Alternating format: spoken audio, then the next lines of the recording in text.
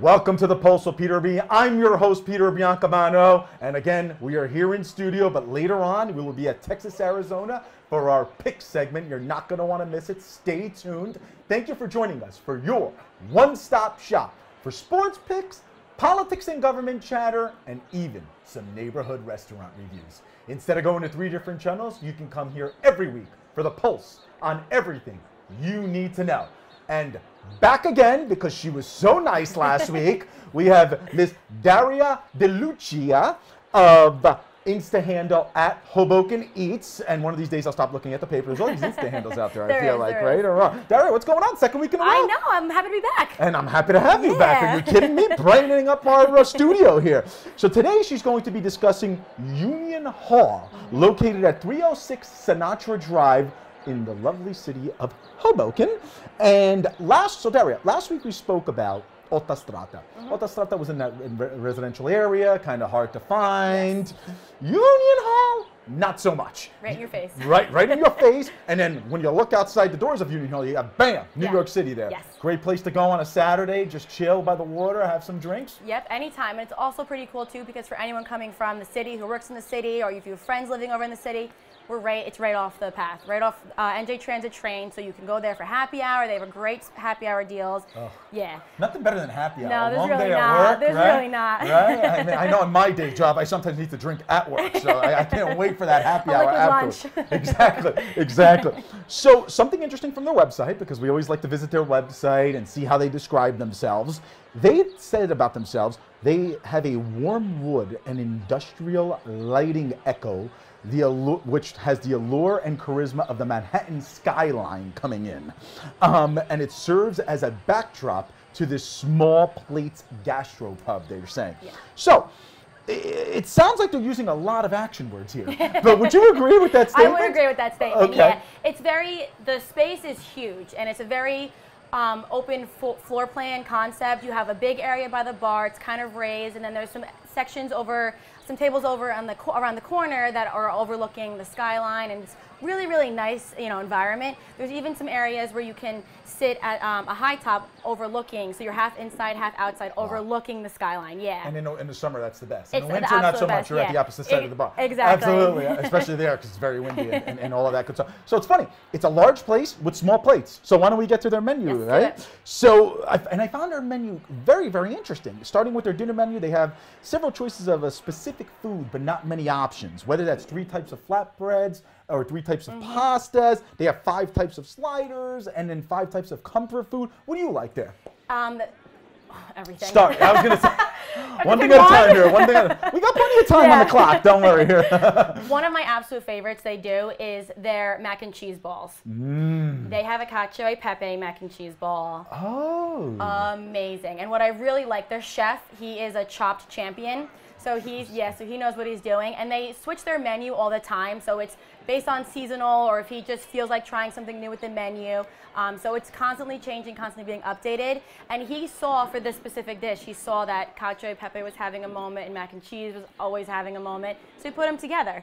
I know. And another thing they have, which is really good, is they have a Big Mac beef tartare. Big Mac beef tartare? Yes. So McDonald's doesn't sue them for any type of copyright or anything? Okay, so explain, please, yes. It is a deconstructed Big Mac, but a tartare version. Interesting. Yeah. And it's probably healthier. Yeah. Stay away from that red meat, as my fellow people on the show criticize me about. So that's so interesting. Yeah. I mean, my goodness. Now, even their entrees, they only have like 6 types of entrees. Yeah. So it's really a small menu. And we spoke about this with Autostrada last week. It's kind of like having a small menu, but you know what you have on there. Yes. And you have to do it right, it's correct? gonna be good. Yeah. Exactly. Now, let's talk about their brunch menu. Yes. So, because I love brunch. Yes. Who doesn't like brunch? No one. You sit there on a Saturday after you watch the Pulse, on a Sunday after you watch the Pulse with Peter B. and you go out to brunch, you have everything. What do you like on their brunch menu? The unfinishable brunch drink. So it's either a mimosa or a Bloody Mary. And it's this big. And it's unfinishable. It is huge, and it's the best thing you could want on a Saturday or Sunday. Tell me the truth, you finished it. I did. I did. Wait, I can did. you share? Do you like get a prize if you finish it, or You stumble out. your prize is that you're going to be passed out for the whole You weekend? get a nice folks. nap following the drink. That is yeah. terrific. Yeah. And any other drinks that hit the spot there? Because I know they have a liquid menu as well. Yes, that they I have wrote down quite here. an extensive bar menu, and one of my favorites is the fruit punch. They have 3 different fruit punches. Oh. Yeah, and it's very fruity. I love fruity drinks. So good. And for their food, for their brunch menu, it's again the same concept of small plates and sharing. They have everything from breakfast tacos to apple pie, French toast. Yeah, My wild. goodness. And everything for sharing, you said, so it's big platters. No, it's little, but I'm sorry. you just taste. You just taste everything. Oh, yeah. it's I see So what you're talking me and my about. friends Right. go, and we That's will the just best. try a little bit of everything, but we order everything. Right. Because you always have that friend like, oh, I Yeah. want a meal, but Yeah. I don't want the whole meal. That's not what you're going This there solves for. the problem. Yep. it Exactly. does. Exactly. You know, one thing I noticed on their website and on their menu is how reasonably priced they are. Yeah. I couldn't believe it. I mean, you got to be paying some big rents to be on the waterfront. Yeah, and that size of in the space, Hoboken. yeah. Am I right or wrong? Yeah. I mean, it's just amazing to see how cheap it was. But then again, you know what? I know they have like these larger platters that you could share, which They cost a do, little bit more money, yeah. and then you just split the tab. It's pretty easy. Yeah, it's not bad. Exactly. So I have to ask you. You know, in the evening, you have Wicked Wolf down the block. Yes. In the evening, does it turn into kind of that nightclub-ish type of place that I haven't really hung out with in a really since my fist pumping days? or do they just keep it as a restaurant and that's it? No, they have a nighttime area. I wouldn't ever compare it to Wicked Wolf. It doesn't get like that. But Right. I've actually had a few open bars there. They're very, very accommodating. And when I've even had my open bars there, they've had other parties there because the space is so large that there's so many different groups that can take up the bar space. And and it's great. They have good music. You know, like I said, the by the bar is elevated a little bit, so you feel a little private from the tables. That's awesome. Yeah. That's awesome. And they really have some great hours. I mean, Yeah. well, great hours to remember because usually I'm Yeah. like, blah, blah, blah. Their hours, folks, are Monday through Sunday, every day of the week, 7 days a week, 11:30 a.m. to 2 a.m. So go in there, and when do you think is the best time to go in there? Thursdays or the weekend. Thursdays or the weekend? Yeah, I mean, honestly, every day is the best day for it, but I like to go and have some of their sangria. I mean, their punch, their fruit punch. Are there fruit yeah. and Thursday there's a special on fruit punch? Or No, but it a just happy gives hour me an special? excuse to not be too hungover. It's Friday, it's okay. That's great. Wait till you get a little older. Anyway, you'll be hungover for days. Anyway, so Union Hall reminds me of a lot of different places in Hoboken. We spoke about Wicked Wolf. You know, it can kind of compare to the Ainsworth. It kind of can compare to Texas, Arizona, which will be later at the sports segment. Cadillac Cantina. The list goes on and on and on. Yeah. I feel like Hoboken has so many, and this is different than Autostrada last week, where Hoboken doesn't have many Italian restaurants. What do you believe separates Union Hall from the rest of the places that I just mentioned? The food they're serving.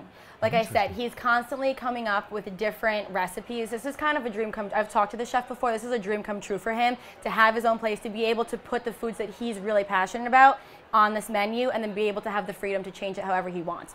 The concoctions that he comes up with just blow my mind. He has a tuna tartare on there that is basically like a deconstructed grilled cheese.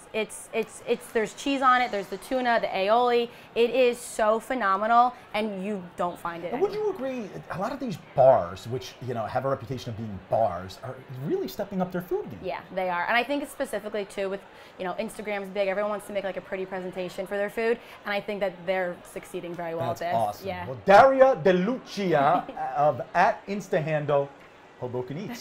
See that? Didn't even look down for that one. Daria, thank you so much for joining Thank us you for 2 having weeks me. in a row. Yeah. My God, we look forward to hopefully having you on in future episodes. to. So folks, when we come back, we have our Politics with Peter B segment, and you're not going to want to go anywhere because Mr. Josh Sotomayor Einstein will be in studio discussing the Hoboken budget, your taxpayer money. Stay tuned, folks.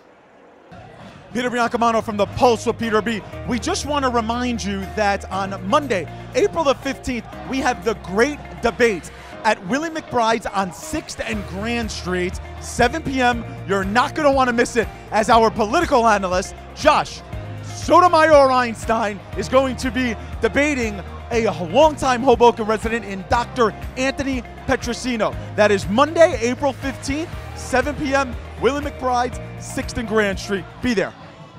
Welcome back to the Pulse of Peter B. I'm your host, Peter Biancamano, and this is our Politics with Peter B segment, joined by our political analyst, Mr. Josh Sotomayor Einstein. Josh, how's it going today, my man? It's good to see you again. Good to see you. Last week, Josh had the hat on. This week, he took it off again. You know, he's giving us a little bit of a couple of images here, but we like him both ways. Well, I got a haircut, so. He got a haircut. He's showing it off. So Josh, we have reached budget season in Hoboken.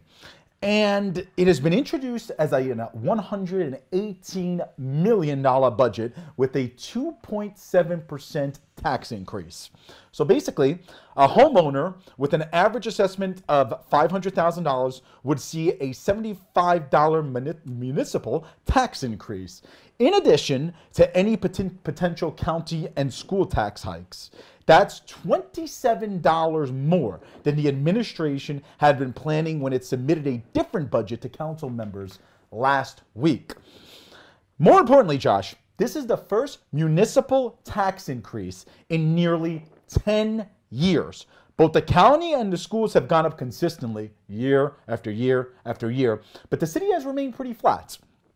Of course, there's going to be a lot of finger pointing by the council and the administration to each other. But is this the taxpayer being screwed again? Or is it normal that after this long, an increase is warranted? I don't think any person in the state of New Jersey, any taxpayer in the state of New Jersey, in Hoboken or elsewhere, is not screwed by taxes. Whether on a state, a county, city, or school board level, the people of New Jersey, the people of Hoboken are taxed too much. And many of the people on the City Hall often complain about affordability, economic mobility, and how Hoboken is economically segregated.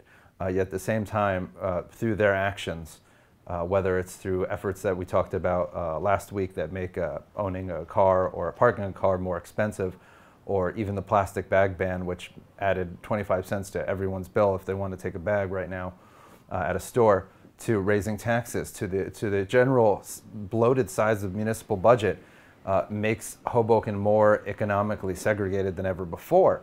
And you can't say you're for economic diversity and at the same time make Hoboken that much more expensive for everybody to live in. It makes one a hypocrite, rather, not you personally. So the reality is that things cost money. And if any of our city council members or the mayor says that, that's 100% true.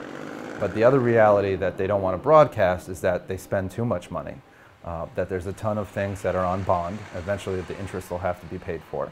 And every administration likes to kick the can down the road. And then sometimes there's unforeseen expenditures, which in general, cities, governments don't save for because they're not paying with their money. They don't have any money. They're paying with your money. There you go. Your money with the point. But Josh, what can be done? When I was on the school board, I voted against every single budget that had a tax increase. I mean, it used to drive me insane when people used to say, oh, it's only a $75 increase or a $50 increase per year. Tell that to the person who's living paycheck to paycheck, I used to tell them, who might not even be able to afford a $5 increase. I mean, would you agree? I mean, it's like, this whole mentality of, well, we live in this prosperous community, people can afford it, really is not fair. I think there's a minority of people, but a significant minority, who constantly advocate saying, usually after the fact, after taxes go up, whether it's county, municipal, state, federal, whatever it is, saying, well, we can all afford it. And the reality is, A, not everyone can afford it. B, it's death by 1,000 cuts, right? Because there's all these taxes from whether it's the library fund or the school board or the municipal taxes or the county, or et cetera, ad hominem. And lastly, C, there's nothing stopping the people that advocate for higher taxes from donating money to charities or to the city, but they never do. They never do. That's an interesting take, a very, very interesting take. You're going to like this question. Hold on, let me amend that. They never do when it comes to giving extra money to whatever level of government. Many people do, thank God, right, give money to charities. Exactly. And God bless. Exactly. Is there too much fat in the budget? People like to say that there's always fat. Or basically, is this the price we pay for living in a community that is overpopulated, Because Hoboken's overpopulated. We're a square mile and we have close to 60,000 people living here. Overpopulated and requires a greater amount of services. Is this the price we're paying? So I fundamentally disagree with the statement that we're overpopulated. That's a subjective analysis. That's an opinion. And I think passing that off as an empirical fact is just rubbish. I mean, there are places that have way more people that on a per person basis function on a less expensive budget. And there are places that have more space and more people and are still spending less per person than Hoboken. I think inherent in our government are massive inefficiencies because again, the administration, the city council, they're paying for things with your money. Your money again into the camera. And again, when I mention overpopulated, I mean, we spoke about this on infrastructure issues probably a few months ago here on the show. And I discussed how the path services are crowded, how the bus lines are long at the Port Authority in the evening coming back. And I remember your answer to that was basically, look, you decided to live here and it's still a heck of a lot shorter commutes waiting on those lines coming back. So right away, the generalization comes out that we're overpopulated. And when you say 60,000 people in a square mile, that's a lot of people. Well, it's more like 1.25 square miles. Okay, it's a little more than a square mile. Okay. Now, have you ever heard of a situation where the budget actually goes down? Of course, there is stability and tax increases, but does it make sense for politicians to actually give money back to the taxpayer? Well, it's not giving money, it's letting people keep more of their own money. And I think or giving back, because if there's a tax surplus, you can give it back to the taxpayer. Yes, but it was their money to begin with. Yeah, I could see that. Okay, so they're borrowing and giving back. That's like when people celebrate their tax refund as if they just got money for free. When it's their money. When it's actually your change. Very, very true. It's very, very true. I understand. I don't agree with you with a lot, but this time I do. I understand the impulse, but on an intellectual level, it's ridiculous. Emotionally, yeah, I'm happy for it too. Yay. Exactly. But intellectually, it's rubbish.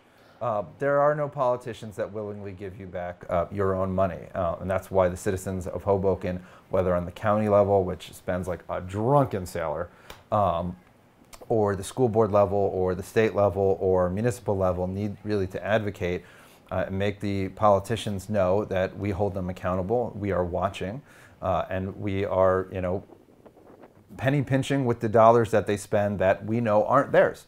Because there's a lot of things these politicians do in any political camp that if it was a personal choice with their money, it wouldn't spend it so frivolously. But when it's our money, they just go crazy. They go crazy. I mean, other people's money. That's the way it works. I mean, it's really, really sad. It really, really is sad. Well, folks, this is Josh Sotomayor Einstein, our political analyst, every week here on the Pulse with Peter B, talking about the budget, which should be voted on in a few weeks, probably around the end of April, here in Hoboken. If you want, go out to the city council meeting, discuss what these people are doing with your money. Was that point good? That was good. That was good. And folks, don't forget, Monday, April 15th at Willie McBride's 6th and Clinton Street, we have The Great Debate, sponsored by the Pulse of Peter B and moderated by yours truly, between our political analyst, Josh Sotomayor Einstein, and a longtime Hoboken resident, Dr. Anthony Petrosino. They're going to be talking about national issues. You don't want to miss it. You guys are invited. Monday, April 15th. When we come back, we are back at Texas, Arizona for our Picks with Peter B segment. We will be right back. Peter Biancamano, your host of the Pulse of Peter B, still here at Texas, Arizona, located at 76 River Street, the ultimate sports bar experience here in Hoboken. They have unbelievable wings, unbelievable mac and cheese, as we tried out at the Mac and Cheese Fest a few weeks ago. Get here, have a great time, go see Stevie and Devin, two of my favorite bartenders here. It's one of my favorite watering holes. Texas, Arizona, 76 River Street in Hoboken, and hopefully we'll be doing more segments here on the Pulse. See you soon. Welcome back to the Pulse of Peter B. I'm your host, Peter Biancamano, and we are back at Texas, Arizona, located at 76 River Street here in Hoboken, New Jersey, having an absolutely great time last week. We had such a great time that we decided to come back. Still joined, or again joined, by Mr. Matt Raymeyer, former MLB/NHL digital host, NBC sports reporter and News 12 sports anchor, and more importantly, one of our best sports contributors here on the Pulse of Peter B. Matt, what's going on, my man? This is great. You know, it's finally spring. We're at a great bar. This is awesome. How can you go wrong? Exactly. Folks, you haven't been here, you gotta get here. It's like the middle of the afternoon or early evening here, and this place is hopping. 76 River Street, don't forget. So Matt, last week we discussed those New York Metropolitans. We did. Now, you know that we have to talk about those Bronx Bombers this week. People are craving their pinstripe news. So why don't we talk about those New York Yankees? And why don't we start with something that actually happens to those Mets usually in a season, and that's injuries. Yeah. Where the Yankees, do you believe, they had 5 injuries in spring training to starting pick players and to good rotation players as well. Do you think that they're going to get healthy this season? I mean, they'll get healthy, but like you said, they took a big hit in spring training. 5 guys, you know, on the shelf, and the main ones, Severino, who was going to be their opening day starter. Obviously, that didn't happen. You know, Aaron Hicks, who's going to be a fixture in center field, he's on the shelf. And before any of that happened, Didi Gregorius underwent Tommy John surgery. That prompted them to get Troy Tulowitzki to kind of fill that gap at the left side of the infield. We don't know when Didi's going to come back, and he was great for the Yankees last year. And, you know, every team goes through attrition like this with injuries, but to have it happen in a big bunch like this, so many guys all at once, I don't know if that's a blessing or a curse, because maybe instead of having it all spread out, it happens all at once, everybody gets healthy all at once, and maybe the Yankees are better off for it, time will tell. And this is where depth plays such a huge role. And when you talk about depth, you usually don't think about the pitching for the Yankees, because we know their bats, how much depth they have. Right. But, you know, they took some hits in a starting lineup, as you mentioned, for pitching-wise. I mean, German was named the starter, you know, but, you know, he was named the number 4 starter. I mean, who can the Yankees rely on as their 5th starter this year? It's going to be tough, because they had to rely on some of the younger guys that were on that AAA Major League shuttle last year. Jonathan Loaizaga, Domingo Germán, they got a handful of starts last year, and like any young guy, they had their inconsistencies, had their ups and downs. So the good thing about the injuries happening now is that typically you don't need a 5th starter until about May, early May, mid-May, because of the way the schedule's spread out. Correct. So you can get away with, you know, having 4 top guys. You don't need to worry about that 5th starter. So by the time the Yankees are in need of that, maybe Severino's better, maybe, you know, some of the other guys really step up, but at least for the immediacy of the first month of the season, it's not a primary concern that the Yankees have to worry about. That's very, very interesting. Now, something we spoke about in our production meeting yesterday was the whole Aaron Judge, Giancarlo Stanton factor. I mean, Stanton, like you mentioned, likes to be the whipping boy for Yankee fans. It was his first season, right? You know, but the fact of the matter is, the guy had 38 home runs last year, and you can't take that away. And then Aaron Judge, as you mentioned, was hurt throughout the whole year. This is going to bring an unbelievable dynamic to this lineup if they both can stay healthy. Also because usually when you go to a team in your 2nd season, it's a lot better than your 1st season. So Stan is looking at progression, which is amazing. Dude, we've seen so many guys, not just on the Yankees, but in major markets, have to take that first year to adjust. Right. David Price in Boston, you know, is one example. He had a very rough first year. He adjusted to the Boston market, won a World Series last year, obviously. Yankees are hoping that Giancarlo Stanton can follow that same pattern and lead them to the promised land this October. But, you know, like you said, the guy hit 38 homers, drove in 100. At one point, he played, I think, 80-some-odd games in a row, which these days is unheard of. There's no more Cal Ripkens in baseball in this era. But he was an Iron Man for the Yankees when Judge was hurt. Right. So he came up short in the playoffs, had a big strikeout in the decisive Game 4 against the Red Sox, which eliminated the Yankees. But listen, he didn't hit the 59 homers of 2 years ago. Who cares? 38 is still 38. Aaron Judge, MVP candidate, even without him for a significant chunk of time. Folks, they won 100 games with him missing all this time. If they get him healthy, if Stanton has even an above average year, they're going to be okay. I wouldn't worry. What's amazing is they won 100 games and with lackluster pitching, would you say? So there was all those rumors in the offseason about Syndergaard possibly joining the team.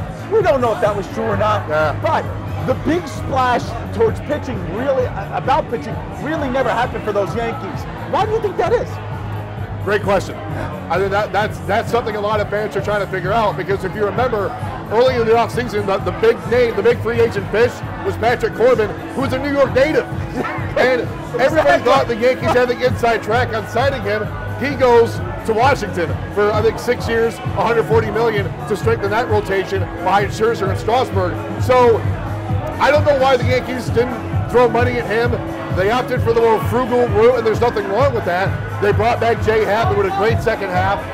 They still got Tanaka. They weren't counting on Severino being hurt. So injuries throw wrenches in the plans, but it's going to be interesting to see. If Corbin has a big year, Yankee fans are going to say we should have thrown money at that guy, especially now with Severino hurt and CeCe hurt.